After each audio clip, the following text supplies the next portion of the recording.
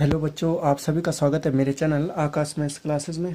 और आज मैं आपके लिए लाया हूँ नया टॉपिक कि संख्याओं का योग ज्ञात करने के लिए हम किस प्रकार यहाँ पे सूत्रों का प्रयोग करते हैं। तो चलिए आज का वीडियो शुरू करते हैं। और यहाँ पे हमें देखेंगे कि संख्याओं का योग ज्ञात करने के आधार पर है जो ये हमारे दो प्रश्न हैं कि यहाँ पे पहला है 1 से 100 तक की सम संख्याओं का योग क्या होगा, और दूसरा है कि 75, 80, 85 और डॉट डॉट 130 का योग क्या होगा। तो चलिए बच्चों शुरू करते हैं। और यहाँ पे पहला प्रश्न करते हैं ये वाला, ठीक है। तो यहाँ पे हम क्या करते हैं कि जैसे हमारे पास संख्या दी है, ठीक है, तो यहाँ पे क्या करना होता है कि पहले तो हम क्या करते हैं, चलिए इसको शुरू करते हैं कि हमारे पास होगा, हल कैसे होगा कि हमारे पास संख्या दी है, ठीक है। अब यहाँ पे क्या होगा कि हमें प्रथम और अंतिम संख्या को देखना है और उसके बीच में, ठीक है, सार्व अंतर देखना है, ठीक। तो 1 से 100 तक की सम संख्याओं का योग क्या होगा। देखिए यहाँ पे कि हम लिखेंगे 1 से 100 तक सम संख्याएं,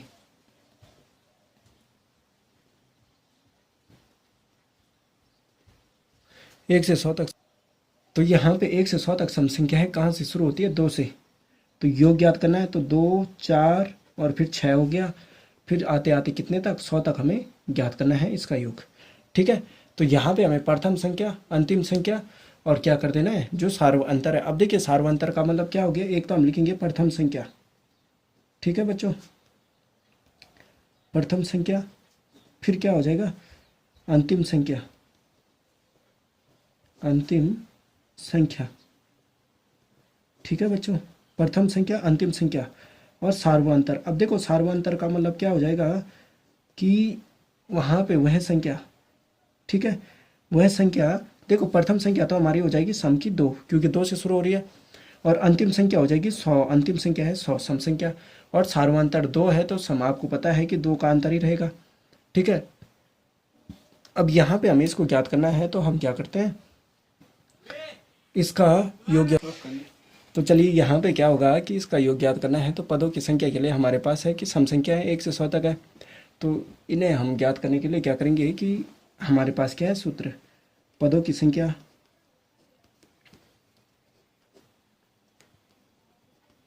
जिसको हम n से, देखो नेचुरल नंबर की बात है यहाँ पे, तो प्राकृतिक संख्याओं का योग यहाँ पे हो रहा है, ठीक है, और जो कि हमारे पास है सम। तो यहाँ पे हमें क्या करना है कि इसके बराबर होता है, अंतिम पद में से हम प्रथम पद को घटा देते हैं और सार्वंतर से विभाजित कर देते हैं, तो हमारे पास सभी का योग आएगा, ठीक है। तो वहाँ पे क्या हो जाएगा कि अंतिम पद में से,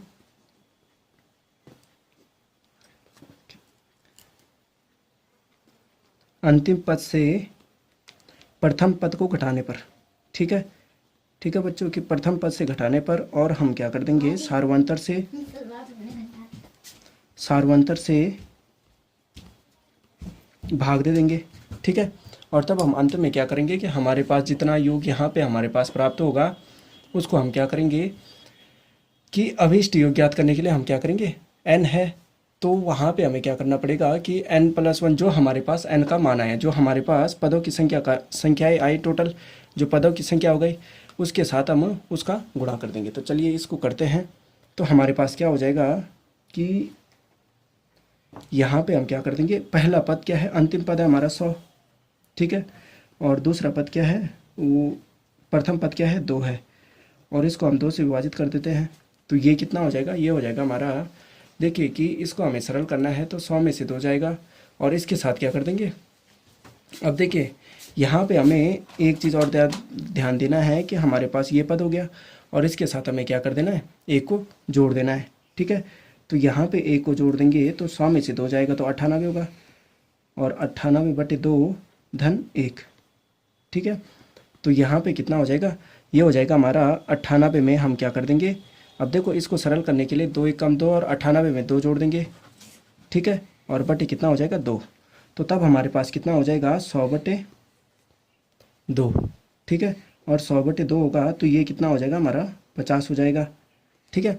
अब यहाँ पे हमें अभीष्ट योग ज्ञात करना है, तो अभीष्ट योग ज्ञात करने के लिए जो हमारा पूर्ण योग होगा, ठीक है, तो पूर्ण योग या अभीष्ट योग हो गया जो, उसको ज्ञात करने के लिए हम क्या कर देंगे कि हमारा सूत्र क्या होता है, ये होता है हमारा n और उसकी गुणा कर देते हैं, n+1 है ये।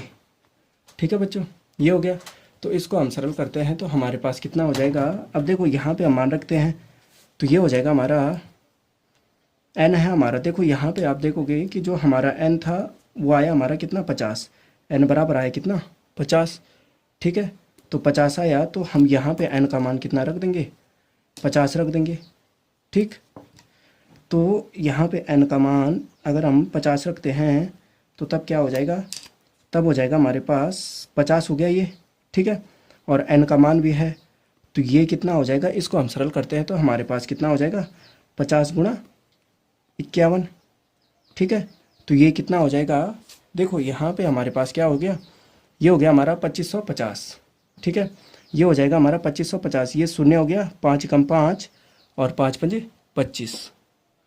ठीक है, तो ये हो जाएगा हमारा इसका उत्तर कितना 2550 की 1 से और 100 तक सभी सम संख्याओं का योग कितना होता है 2550। ठीक है, अब चलिए अब दूसरा यहाँ पे इसी का दूसरा भाग लेते हैं कि हमारे पास संख्याएं हैं, हमें इसी प्रकार इसको सरल करना है। तो हमारे पास क्या हो जाएगा कि अब देखिए यहाँ पे हमारे पास है योग। ठीक है, कि प्रश्न क्या है 75, 80, 85 और 130 का मान क्या होगा। तो इसको ज्ञात करने के लिए हम वही करेंगे, सार्वंतर ज्ञात करेंगे, प्रथम और अंतिम संख्या को करेंगे, और जिस प्रकार हमने ये फॉर्मूला लगाया उसी का प्रयोग हम यहाँ पे करेंगे। तो चलिए इसको करते हैं। तो क्या हो जाएगा, हमारे पास हो जाएगा कि प्रथम पद है। ठीक है बच्चों, क्या है प्रथम पद। ठीक, प्रथम पद हो जाएगा और फिर हो जाएगा अंतिम पद, और अंतिम पद के बाद क्या हो जाएगा, अंतिम पद के बाद हो जाएगा सार्वंतर। ठीक है, सार्वंतर हो जाएगा तो हमारे पास कितना होगा, देखो प्रथम पद हमारे पास हो जाएगा 75। ठीक है, और अंतिम पद है जो हमारा कितना हो जाएगा 130।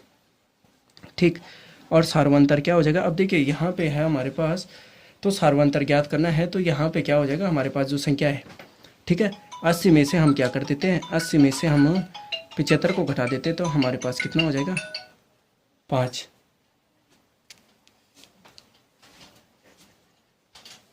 ठीक है, ये घटाया तो ये हो गया हमारा सार्वंतर 5 हो गया। तो यहाँ पे हम क्या कर देंगे कि यहाँ पे हमें n ज्ञात करना है तो यही वाला फॉर्मूला लग जाएगा हमारा कि अंतिम पद में से प्रथम पद को घटा देते हैं और सार्वंतर से भाग दे देते हैं। तो अंतिम पद है हमारा 130 और प्रथम पद कितना है 75 है, और बटे कितना हो जाएगा 5 से हम भाग दे देंगे। ठीक है, तो ये हो जाएगा हमारा 180, 130 में से हम 75 घटाते हैं तो हमारा मान कितना आएगा, ये देखते हैं कि 175 है हमारे पास। ठीक है, 75 है और 130 है, तो 130 में से हम 75 घटाते हैं तो हमारे पास कितना हो जाएगा, ये हो जाएगा हमारे पास 130 में से 75 घटाएंगे तो ये तो हो जाएगा हमारा कितना 5, और ये हो जाएगा 12 में से 7 जाएगा तो ये कितना हो जाएगा 55 हो जाएगा। ठीक है, तो ये 55 हो जाएगा। तो अब क्या हो जाएगा, क्योंकि यहाँ पे 12 55 हो गया। ठीक, तो ये कितना हो जाएगा, अब देखो यहाँ पे हमें जिस प्रकार हमने यहाँ पे किया 55/5 था और उसके साथ कितना जोड़ दिया 1 जोड़ दिया, तो ये कितना हो जाएगा 55 में 5 जोड़ेंगे तो ये कितना हो जाएगा 55 और 5 कम 5/5। ठीक है, तो क्या हो जाएगा हमारे पास हो जाएगा कि 55 में 5 जोड़ने पर कितना हो जाएगा 60/5 बराबर कितना हो जाएगा 12। ठीक है, तो यहाँ पे n बराबर कितना हो जाएगा हमारा 12 आ जाएगा, 12 पंजे 60, 5 कम 5 और 5 12 की 60। ठीक है, अब चलिए आगे बढ़ते हैं। अब हमारे पास क्या करना है, अभीष्ट योग ज्ञात करना है। तो हमें यहाँ पे अभीष्ट योग ज्ञात करने के लिए हमें क्या करना पड़ेगा कि प्रथम और अंतिम पद को जोड़ना पड़ेगा, और जो हमारे पास क्या आया n आया उसको गुणा करना पड़ेगा और 2 से भाग देना पड़ेगा। ठीक है, तो यहाँ पे अभीष्ट योग ज्ञात करने के लिए जो मतलब पूर्ण संख्याओं का योग है उसको ज्ञात करने के लिए हमें क्या करना पड़ेगा कि प्रथम और अंतिम पद का योग। ठीक, और क्या करना पड़ेगा, हमारे पास क्या है, हमारे पास एक और है, हमारे पास कितना आया n आया जो उसको देना है गुणा, उसको कर देना उससे गुणा, और बट्टे किस से हो जाएगा, बट्टे हम क्या कर देंगे 2 से भाग दे देंगे। ठीक है, तो तब क्या हो जाएगा हमारे पास हो जाएगा कि हमारे पास संख्या क्या क्या है, देखिए प्रथम पद और अंतिम पद का योग। तो प्रथम पद था हमारा कितना 75 और अंतिम पद है 130, और इसको भाग दे देना है 2 से और ऊपर गुणा कितने से कर देनी है ये हो जाएगा हमारा जो n है 12।